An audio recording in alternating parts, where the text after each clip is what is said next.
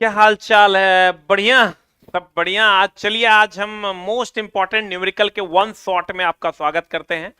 और आज कोशिश करेंगे दोस्त मेरे, न्यूमेरिकल का सिंगल शॉट आपकी सेवा में प्रस्तुत कर दें। तो चलिए हम लोग चलते हैं सिंगल शॉट न्यूमेरिकल की दुनिया में। पहला न्यूमेरिकल है एक वस्तु स्थिर स्थिति। वाह, बहुत बढ़िया। u का मान हो जाएगा 0। अगर कोई वस्तु स्थिर स्थिति में है, ध्यान दीजिएगा, स्थिर स्थिति में है तो u का मान हो जाएगा 0 से आरंभ होकर 4 मीटर प्रति सेकंड के निरंतर त्वरण, 4 मीटर प्रति वर्ग सेकंड के निरंतर त्वरण से 4 मीटर पर सेकंड स्क्वायर के निरंतर त्वरण से स्थानांतरित होते हैं। 8 सेकंड बाद इसकी गति। टाइम का मान दे दिया। एकदम सिंपल अटेम्प्ट करना है दोस्त मेरे।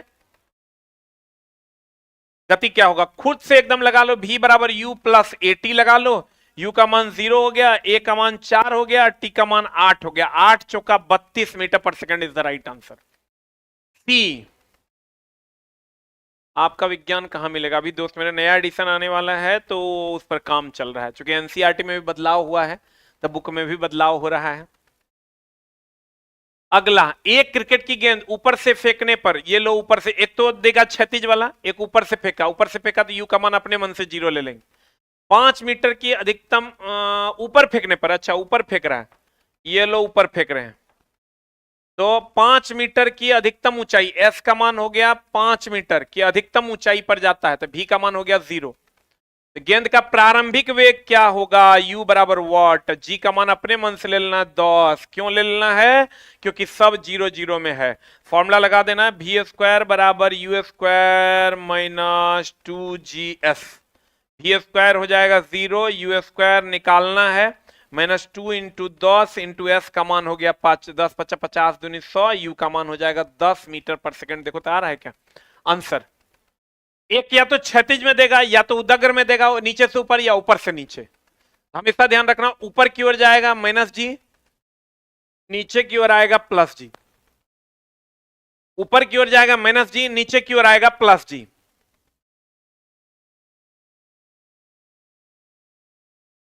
अगला, एक पत्थर एक भवन की छत से छोड़ने पर, चलो छोड़ दिया, ले छोड़ दिया, u का मान 0 ले लो। ऊपर से नीचे गिरेगा, u का मान 0, नीचे से ऊपर जाएगा, v का मान 0। पृथ्वी के सतह तक गिरने में 4 सेकंड लेता है। टाइम का मान हो गया 4 सेकंड। तो भवन की ऊंचाई s बराबर वाट। g का मान अपने मन से ले लेना। देखो सब 9.8 का गुणनफल है, इसलिए 9.8 ले लेना है। खट से लगा देना है दोस्त मेरे, s बराबर ut, या नीचे की ओर है ना तो +12 gt स्क्वायर। बताओ जल्दी से what is the answer? s बराबर u तो 0 है, पूरा टर्म 0 हो जाएगा, हाफ g का मान हो गया 9.8 इंटू टी स्क्वायर, बोले तो 4 का स्क्वायर। 16 8 9 72 78.4 आ जाएगा is the right answer. Approx में देखो वही है, अप्रॉक्स में देखो वही ना है। 9 8 यहाँ 2 8 16 कट जाएगा, 9 8 72 तो लगभग 78 आएगा। उससे नीचे तो कोई ऑप्शन है ही नहीं आंसर। मेरे मॉक में 58 आ रहा है, अगर एलपी में तू अमर है, अमर है तू, तोरा कोई नहीं रोक सकता है। रेड डेटा हैंडबुक के बारे में दोस्त मेरे कहा जाता है कि इसमें लुप्त प्राय या संकटग्रस्त जीव जंतु और पेड़ पौधे रखते हैं। जो लुप्त होने वाले हैं या जो संकट में हैं, जो लुप्त होने वाले हैं या जो संकट में है, वैसे जीव जंतुओं को इसमें रखा जाता है। उदाहरण बाघ, ये डॉल्फिन, गोरैया, गिद्ध इत्यादि। जो कहेगा रेड डेटा बुक में किसको रखा था? जो लुप्त हो गए या जो संकट में है, दोनों को। जो लुप्त हो गए और जो लुप्त होने वाले हैं। बता, मुक्त रूप से गति करने में सक्षम 10 केजी द्रव्यमान की एक वस्तु पर 10 न्यूटन का बल लगाया जाए तो कौन सा कथन सही है? भैया F बराबर फॉर्मूला होता है ma, त्वरण यहां से निकालोगे, ए बराबर हो जाएगा F/m, EV10 E हो जाएगा 1 मीटर पर सेकंड स्क्वायर।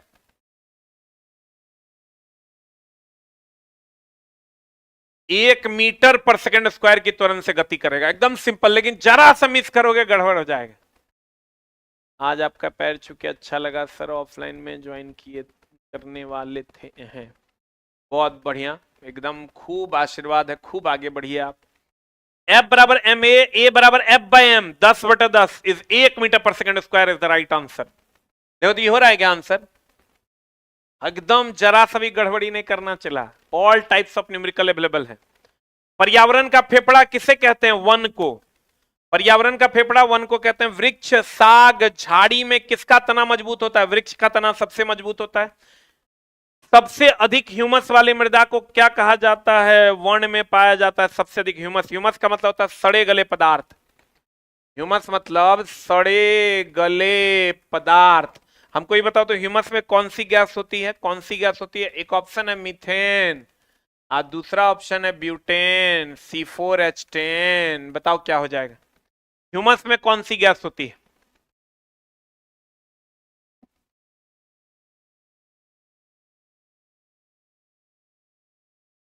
बताओ जल्दी, ह्यूमस में कौन सी गैस होती है? मीथेन या ब्यूटेन? ह्यूमस में कौन सी गैस होती है दोस्तों? ने मीथेन की ब्यूटेन? जल्दी बताओ। ह्यूमस में मीथेन होता है, गोबर गैस में भी मीथेन होता है, खाली एलपीजी में ब्यूटेन होता है। खाली एलपीजी में ब्यूटेन होता है। ह्यूमस मतलब सड़े गले पदार्थ। धान के खेत में भी मीथेन, धान के खेत में भी जाइएगा दोस्त मेरे तो मीथेन होता है। बताओ 8 केजी द्रव्यमान के किसी वस्तु पर कोई सतत बल 2 सेकंड तक कार्य करता है और वस्तु का वेग 4 से 9 तक बढ़ा जाता है तो लगाए गए परिणामी बल F बराबर, एक तो फॉर्मूला होता है ma, एक फॉर्मूला होता है ma के जगह पर v minus you by T, और एक होता है संवेग में परिवर्तन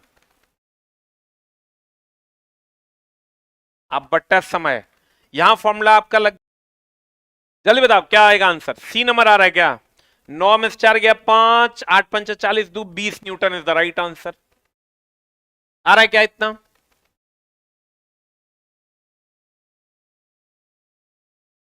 मेरे भगवान राम हैं झा सर, वाह क्या बात, बड़ा। इतना तारीफ नहीं करो दोस्त मेरे, हम कोशिश कर सारे टीचर जितने भी आपको पढ़ाते हैं ना दोस्त मेरे, और आपके पिताजी, यही दूगो हैं जो आपके लिए अच्छा सोचते हैं। रेशा दो प्रकार का, एक प्राकृतिक और एक जो हम लोग बनाते हैं, जैसे ये सब रेशा हम लोग बनाए हैं, लेकिन जूट वगैरह प्राकृतिक है, पटसन वगैरह। तो एक पादप से मिलता है, एक जंतु से। कपास, जूट, फ्लेक्स ये सब पादप से, ऊन, रेशम ये सब जंतु से मिलता है। और संश्लेषित जो बनाते हैं इनको रासायनिक संश्लेषण विधि द्वारा पॉलिस्टर, नाइलॉन। सबसे पहला जो है नाइलॉन है, जल्दी पानी को अवशोषित, कम पानी को अवशोषित करता है, जल्दी सूखता है, पॉलिस्टर। ये सब पादप से पाया जाता है, कपास, जूट ये सब। जंतु से पाया जाता है ऊन, रेशम। पॉलिस्टर जल्दी सूखता है, सूती वस्त्र लेट से सूखता है। पहला कृत्रिम रेशा है नाइलॉन, संश्लेषित को ही हम लोग नाइलॉन भी कहते हैं। आपकी क्लास से बहुत हेल्प मिला, आज ग्रुप डी का एग्जाम था, साइंस में टेस्ट किए, बहुत बढ़िया दोस्त मेरे। बता, किसी वस्तु का संवेग इतना है, सेकंड में इतना परिवर्तित होता है, वस्तु पर कार्य कर रहा बल, अभी तुरंत बताया, F बराबर ma भी होता है, एम ए के जगह पर v minus you by T भी होता है, और यही एक और फॉर्मूला होता है इसका, संवेग में परिवर्तन, संवेग में परिवर्तन बटा समय। तो बताओ यहां दे दिया है, समय दे दिया और संवेग में परिवर्तन दे दिया। संवेग में परिवर्तन हो गया 10 और समय हो गया 0.02। यहां से पॉइंट उड़ेगा तो 1 10 गुना 100, पॉइंट उड़ेगा, 2 को 0 है बटा 2, तो ये हो जाएगा 1000 बटा 2 यानी 500 न्यूटन।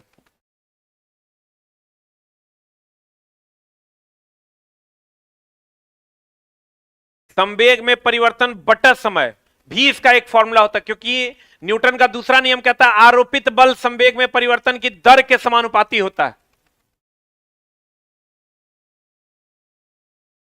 कुछ दिन पहले अपने पर भरोसा नहीं था, अब फुल कॉन्फिडेंस है, पढ़ने से हो जाता है दोस्त मेरे, पढ़िएगा आपका काम हो जाएगा। इतना जूल 80 किलोग्राम के भार उठाने के लिए खर्च की गई थी, तो द्रव्यमान डैश की ऊंचाई तक उठाया गया। तो बताओ पोटेंशियल एनर्जी बराबर, सीधा लगा दो mgh, अगर हाइट निकालना है तो वही एक फॉर्मूला है। 9800 है, m का मान 80 है, g का मान तुमको 9.8 लगाना पड़ेगा, इसलिए कि यहां 98 दिख रहा है, और तब h का मान लगाओ। यहां से पॉइंट उड़ाओ, ये 10 हो गया, ये 1010 गया, ये 98 से काटोगे तो ये हो जाएगा 100। अब यहां से दोस्त मेरे h बराबर हो जाएगा 100 आप बट्टा 8, 12 8 96, देखो तो कितना आता है, हमको तो लगता है 12.5 आ जाएगा। कितना आ रहा है, कितना आ रहा है, 12.5 आ रहा है। बफरिंग हो रहा है, मोबाइल आपका गड़बड़ होगा, देखिए थोड़ा सा। 12.5 आ रहा है। जब ये हाइट निकालना हो, पोटेंशियल एनर्जी बराबर mgh लगा दो, कुछ नहीं करना। अब पावर निकालना हो, पावर के लिए फॉर्मूला होता है mgh/t, power is equal to mgh/t। अगला देखो, जानतब रेशा ऊन और रेशम। ऊन क्या है, यह हमें भेड़, बकरी, याक और अन्य जंतुओं से प्राप्त होता है। ऊन ऊष्मा का कुचालक है और यह जंतुओं को गर्म रखता है, ऊष्मा को बाहर जाने से रोकता है। बताओ तो ऊन क्या करता है। एक ऑप्शन है तुम्हारा गर्मी देता, दूसरा गर्मी को रोकता, गर्मी देता और गर्मी को रोकता। What is the answer. एक ऑप्शन है गर्मी देता और एक ऑप्शन है गर्मी को रोकता। एलपीसीबीटी 1 का कट ऑफ क्या रहेगा, अभी तो एग्जाम भी नहीं हुआ है, खूब मैक्सिमम बना के आइएगा दोस्त। बताओ आंसर। ये गर्मी को रोकता है, गर्मी को क्या करता है, रोकता है।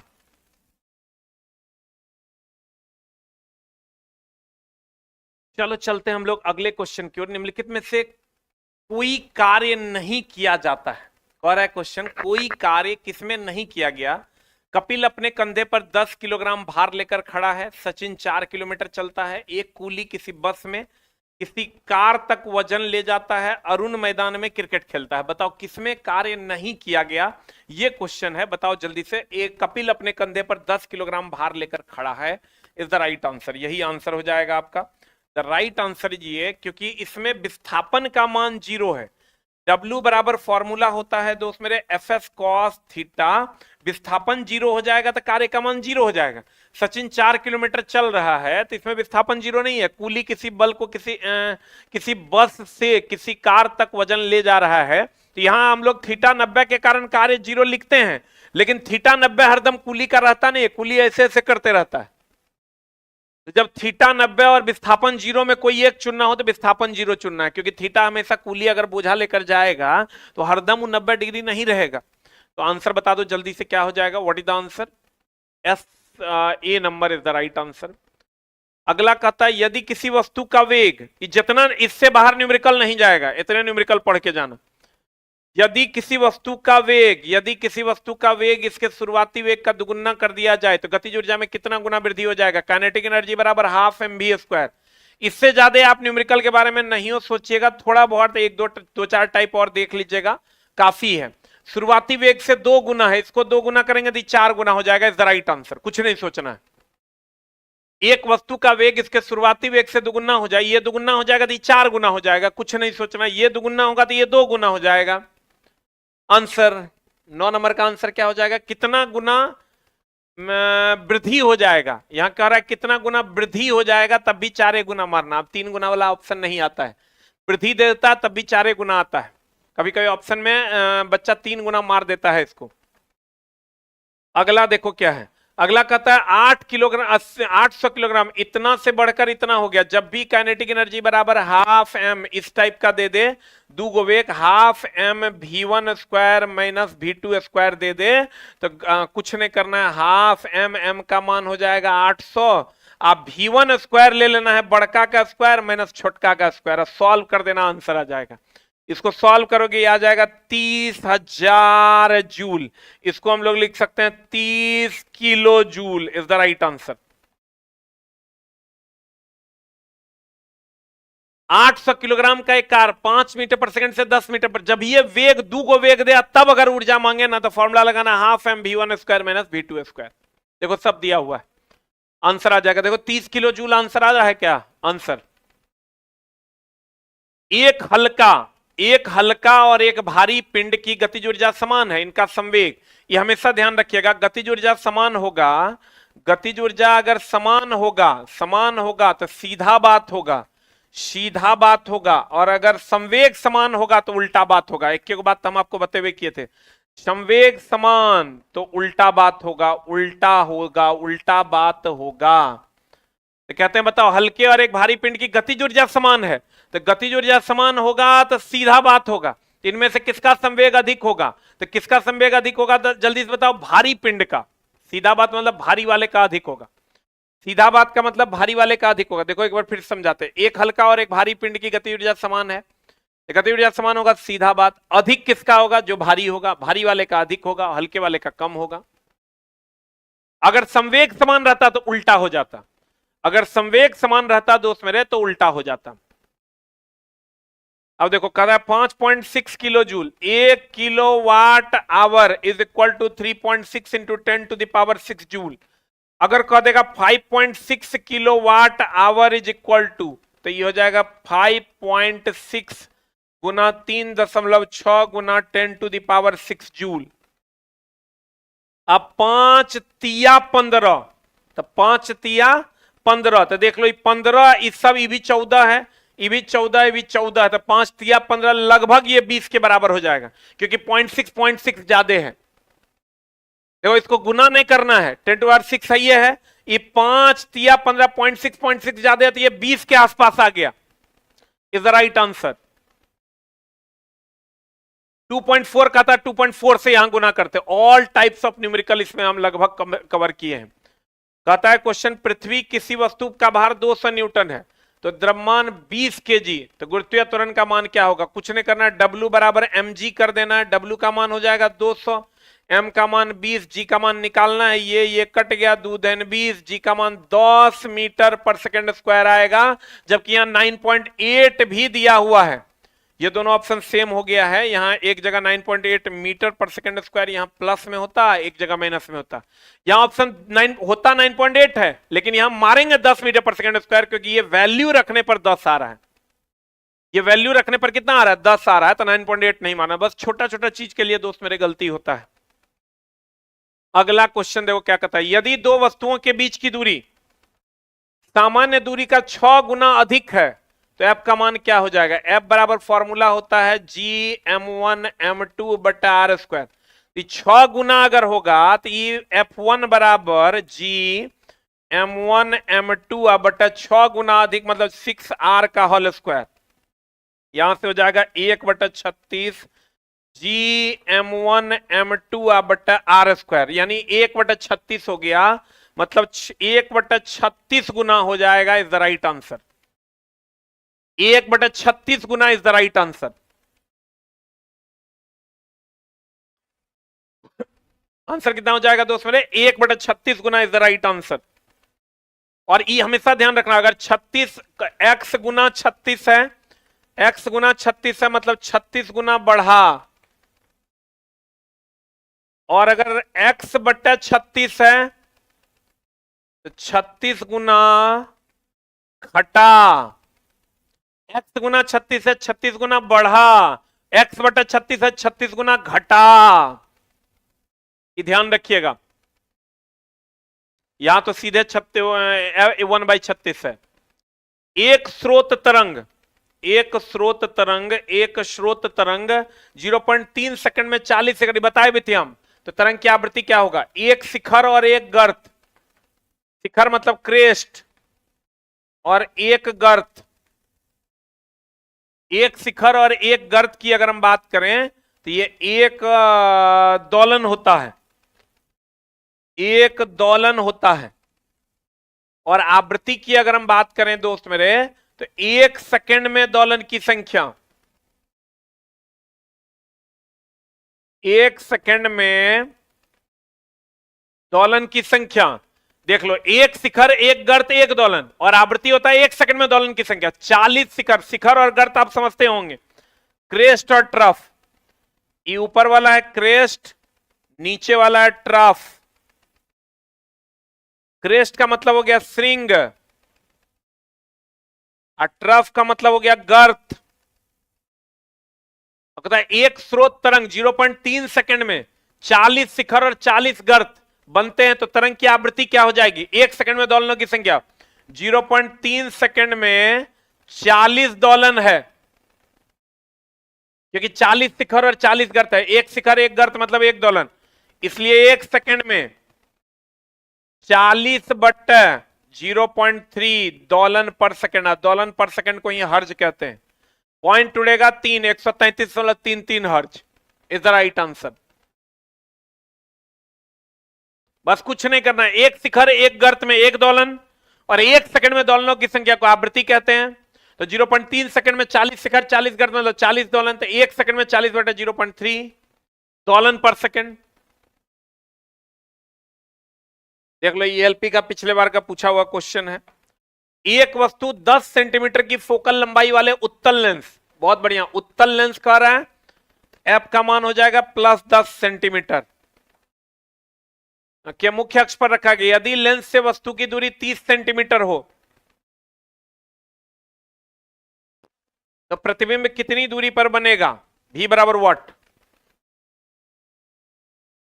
1/लेंस ना है, तो लेंस होगा दोस्त मेरे 1/v माइनस 1/u बराबर 1/f। खट से ही फॉर्मूला लगाओ, आंसर लाओ।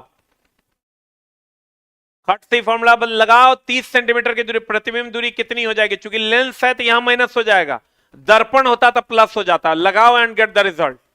इतना ही टाइप दोस्त मेरे प्रैक्टिस करके जाना काफी है। मान लीजिए, मान लेते हैं, चलो, किसी अवतल दर्पण के सामने 5 सेंटीमीटर ऊंची वस्तु रखी जाती है। Height of the object 5 centimetre है और उसका प्रतिबिंब 20 सेंटीमीटर की दूरी पर बनता है। यानी अवतल दर्पण में 20 सेंटीमीटर की दूरी पर समान आकार का बन रहा है। समान आकार का बन रहा है मतलब इधरे बन रहा है, यानी -20 सेंटीमीटर आकार का वास्तविक और उल्टा बनता है। तो दर्पण का वक्रता केंद्र क्या होगा? देखो क्वेश्चन क्या कर रहा है। मान लीजिए किसी अवतल दर्पण के सामने 5 सेंटीमीटर ऊंची वस्तु रखी है, height of the object they दिया, उसका प्रतिबिंब 20 सेंटीमीटर की दूरी पर समान आकार का बन रहा है। समान आकार का बन रहा है मतलब u का मान भी 20 से होगा, क्योंकि ये वस्तु अगर समान आकार का प्रतिबिंब दूरी 20 है तो वस्तु दूरी भी 20 होगा, अर्थात वक्रता केंद्र पर होगा वस्तु। तो उल्टा बनता, दर्पण का वक्रता केंद्र कितना हो जाएगा? 20 सेंटीमीटर। नहीं समझा? इस क्वेश्चन को सॉल्व करने की जरूरत नहीं है।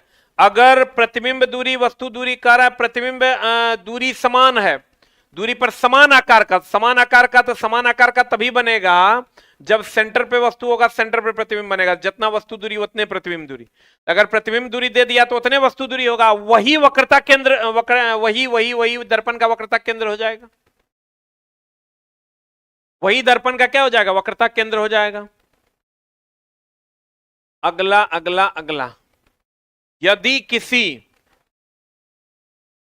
दोस्ती पढ़ा हुआ है ना तो इतना ही न्यूमेरिकल तुम प्रैक्टिस करके जाना। यदि किसी वस्तु को 18 सेंटीमीटर की फोकस दूरी वाले अवतल दर्पण के सामने 36 सेंटीमीटर की दूरी पर रखा गया तो उसका प्रतिबिंब कहां होगा? देख लो, अवतल दर्पण है, 18 सेंटीमीटर की फोकस दूरी है, बहुत बढ़िया बात, ये 18 है।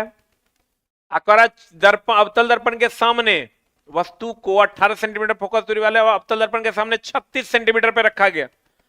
इस सेंटर ही ना 36 सेंटीमीटर हो जाएगा, तो उसका प्रतिबिंब कहां बनेगा? तो प्रतिबिंब तो भैया इसी तरफ बनेगा, यहीं वस्तु रहेगा तो यहीं प्रतिबिंब बनेगा। यानी दर्पण ये सामने है, ये पीछे है, तो कहां प्रतिबिंब बनेगा बताओ? दर्पण के सामने बनेगा और 36 सेंटीमीटर, दर्पण के सामने बनेगा और 36 सेंटीमीटर की दूरी पर बनेगा। नहीं पढ़े हो तो नहीं बनेगा। अगर कह रहा है फोकस दूरी 18 है और कह रहा है अवतल दर्पण के सामने 36 सेंटीमीटर की दूरी पर वस्तु है, तो 18 दूनी 36 सेंटर पे वस्तु है, तब कह रहा है प्रतिबिंब कहां बनेगा? सेंटर पे वस्तु है, सेंटर पर बनेगा और दर्पण के सामने बनेगा, और जितना दूरी पर वस्तु है उतने दूरी पर प्रतिबिंब बनेगा, 36। लेकिन दोस्त मेरे पढ़ा होगा तभी समझ में आएगा, नहीं पढ़े हो तो नहीं। एक लेंस जिसका पावर 2 डायोप्टर, फोकस दूरी क्या होगा? देखो, P बराबर होता है 1/f जब मीटर में होता है, और P बराबर होता है 100/f जब सेंटीमीटर में होता है। हमको कह रहा है फोकस दूरी इतना है, फोकस दूरी निकालिए, तो पहले इसी से निकालते हैं। F बराबर 1/P, 1/2 बराबर 0.5 मीटर बराबर 50 सेंटीमीटर। ये फॉर्मूला लगाए हम, तो जो लगाएंगे तो वैल्यू मीटर में आएगा, मीटर में आएगा तो 50 से, या ये फॉर्मूला लगाता डायरेक्ट आ जाता 100/2 बराबर 50। आंसर बता दो क्या हो जाएगा, डी फॉर डॉग। ये फॉर्मूला लगाते तब भी आता, लेकिन चूंकि हमको मीटर सेंटीमीटर दोनों में दिया हुआ है तो पहले हम मीटर में निकाल लिए, ऑप्शन नहीं था, सेंटीमीटर में बदल दिए, आंसर आ गया। रेशम कीट का जीवन चक्र, रेशम मादा रेशम कीट अंडा देता है जिनसे लार्वा निकलता है, और इन लार्वा को कैटरपिलर झिल्ली या रेशम कीट कहते हैं। ये लार्वा का अगली अवस्था में प्रवेश करना प्यूपा या कोशित कहलाता है, और कैटरपिलर पतले तार के रूप में प्रोटीन का बना पदार्थ स्रावित करता है जिसे रेशम कहते हैं। रेशम जो होता है वो दोस्त मेरे उसमें प्रोटीन होता है, और लार्वा की अगली अवस्था को प्यूपा कहते हैं।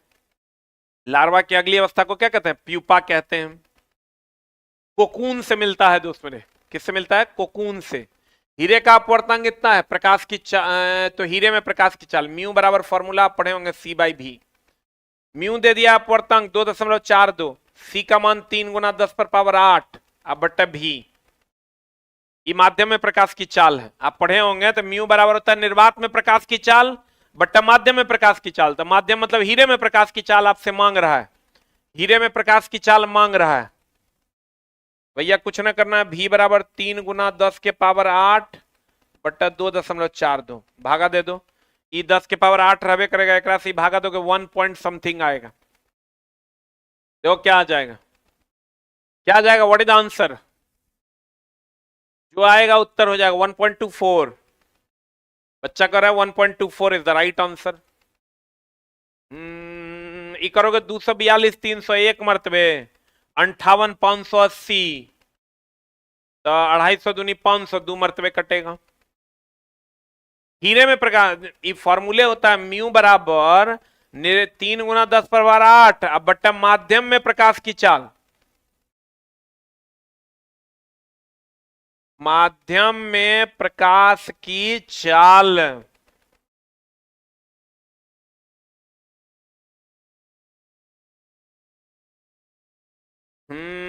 देखो ई क्वेश्चन पूछता है, रेशम का धागा इसी कोकून से प्राप्त होता है। रेशम का धागा किससे प्राप्त होता है, कोकून से। रेशम का धागा, बाकी कुछ नहीं पूछता है, रेशम का धागा किससे प्राप्त होता है दोस्त मेरे, कोकून से।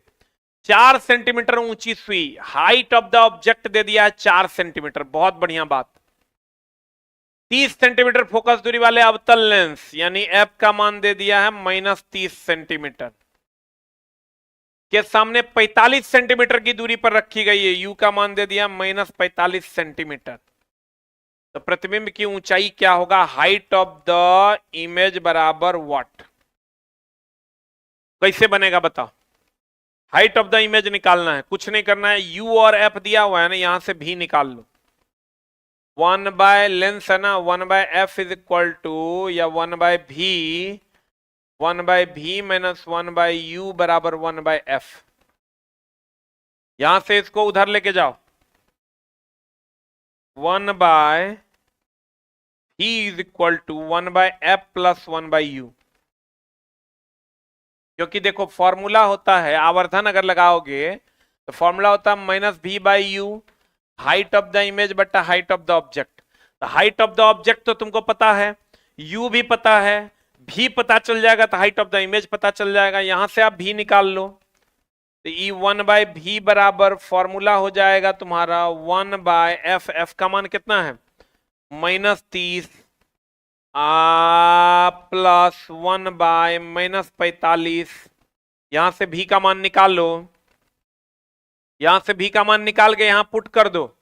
मान लो भी का मान कुछ भी आया, मान लो भी का मान 25 आया, एलसीएम लेके बन निकाल लेना, तो -25/u हो जाएगा। यू का मान ऑलरेडी तुमको दिया हुआ है कितना, -45 पुट कर दो। अब बराबर हाइट ऑफ द इमेज निकालना है, हाइट ऑफ द ऑब्जेक्ट दिया हुआ है कितना 4, अब गुना भाग कर दोगे तो आंसर आ जाएगा। लेकिन यहां से तुमको भी निकालना होगा, हम माने हैं भी का मान -25, हम भी का मान ये माने हैं, कुछ भी आ सकता है, यहां सॉल्व कर लो, जो आएगा इसको एलसीएम लेके सॉल्व करोगे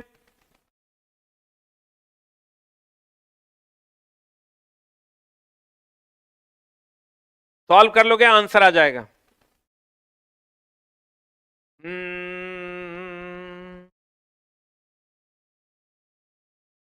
जो भी आएगा ना उसको यहाँ भी का मान यहाँ रख देना, यू का मान ऑलरेडी पता है, हाइट ऑफ द इमेज निकालना, हाइट ऑफ द ऑब्जेक्ट पता है पहले से, 4 जो आएगा उत्तर हो जाएगा। कभी कभी डबल स्टेप में भी सवाल देता है। अगला 1.5 ओम प्रतिरोध वाले परिपथ में इतना वोल्ट लगाया जाता है तो परिपथ द्वारा खर्च शक्ति, शक्ति बराबर होता है शक्ति यानी power, P is equal to होता है v square by r i square r. अब यहां से तुमको V दे दिया है, यहां से तुमको R दे दिया है, तो फॉर्मूला लगा दो P बराबर v square by r. V square बोले तो 150 का होल स्क्वायर आप बट्टा R 1.5। सॉल्व कर दो आंसर आ जाएगा। पॉइंट उड़ाओगे तो 15 15 225 होता है। बताओ आंसर कितना आ जाएगा। यहां से वी स्क्वायर बाय आर करोगे तो 150 गुना 150 बटा 1.5, पॉइंट उड़ गया 10, 15 से गुना हुआ 10, हो जाएगा 15 पर 1 2 3 गो 0 इज द राइट आंसर। 15 पर 3 गो 0 इज द राइट आंसर।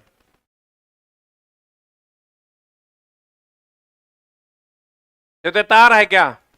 एकदम चला, जितना न्यूमेरिकल दे रहे हैं इतना न्यूमेरिकल आप बना के जाइएगा, आपका काम हो जाएगा। यदि 10 ओम के एक प्रतिरोध 1.5 एम्पियर विद्युत धारा 1 मिनट में, तो निष्कासित ऊष्मा की मात्रा क्या होगी? H बराबर फॉर्मूला होता है I square R T, we square by are into T, V I T, P V I T को P इंटू टी लिख सकते हैं। अब फॉर्मूला में तुमको R दे दिया है, टाइम 1 मिनट मतलब 60 सेकंड दे दिया है, और I दे दिया है, आई स्क्वायर आर टी लगा दो। H बराबर आई स्क्वायर यानी 1.5 का होल स्क्वायर इंटू आर का मान 10 इंटू टी का मान 1 मिनट है तो 60 सेकंड लगा दो आंसर आ जाएगा।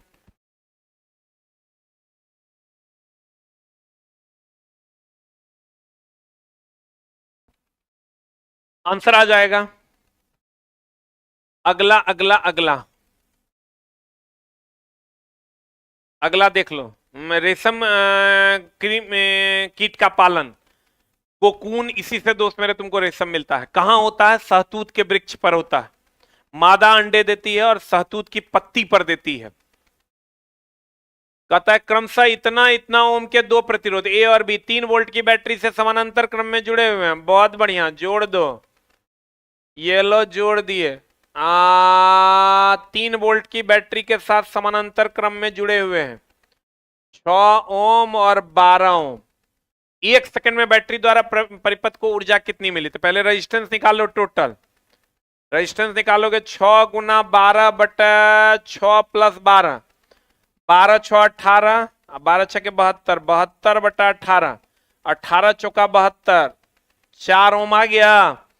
अब H बराबर फॉर्मूला लगा दो, v square by are into T, we square हो गया 3 का स्क्वायर इंटू आर हो गया 4 इंटू टी हो गया 1, 3 3 9 बटा 4, 4.5 इज द राइट आंसर।